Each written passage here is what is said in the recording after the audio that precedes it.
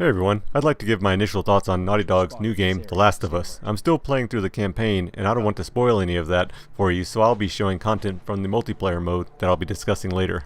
As you may have read, the background for this story is that a global fungal infection has caused most of humanity to turn into zombie-like creatures of various forms with different characteristics.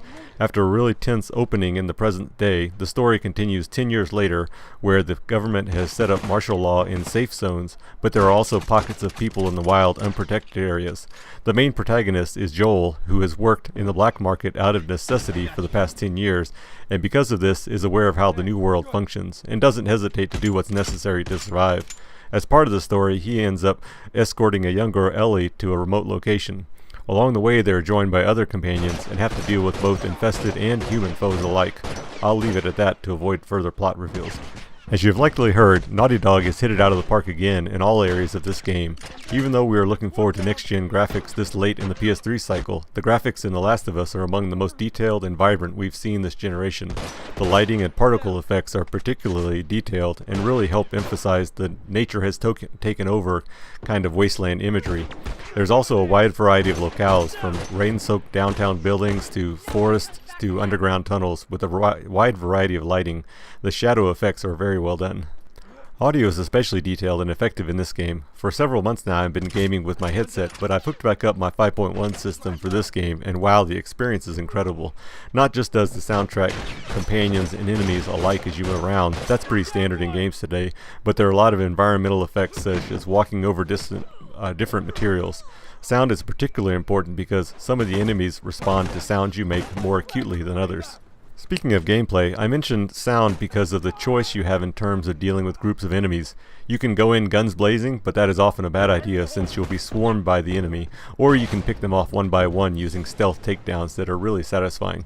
The gunplay is unlike a standard FPS. Instead, it feels more realistic with weapon sway, slow firing rate, at least initially, noticeable weapon kick, and general lack of ammo, so you really have to work to stay on target, and it's easy to get swarmed over, so usually I've been using guns as a last resort.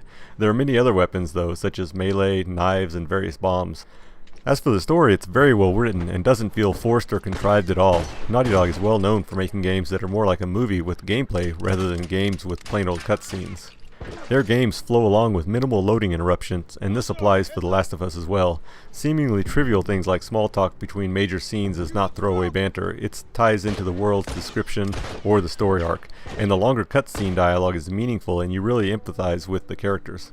In terms of negative issues with the game, in some situations the companion AI either gets hung up a bit or gets in your way when you're trying to approach enemies stealthily, but this only happened a few times, and usually the companions are very realistic in their actions and speaking. A technical note, periodically during startup there are long load times, but this doesn't happen every time I played. But once the game is running, there were little if no interruptions between major areas.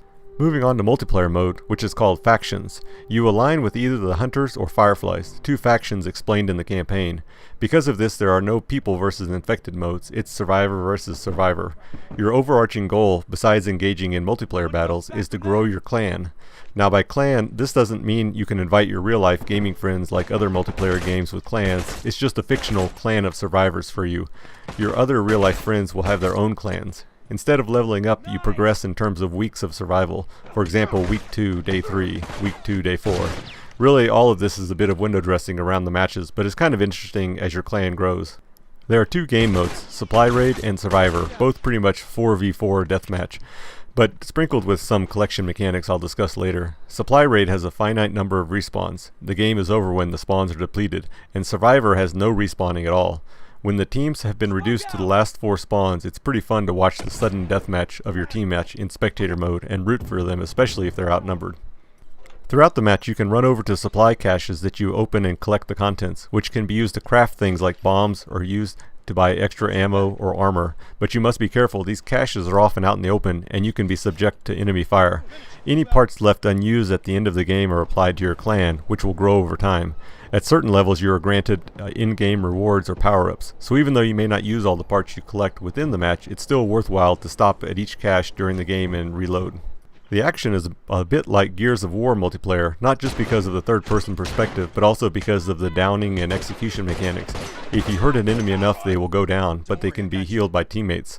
If you can safely approach the downed enemy, you can launch into an elaborate execution, but be careful, you can be hurt during that flow.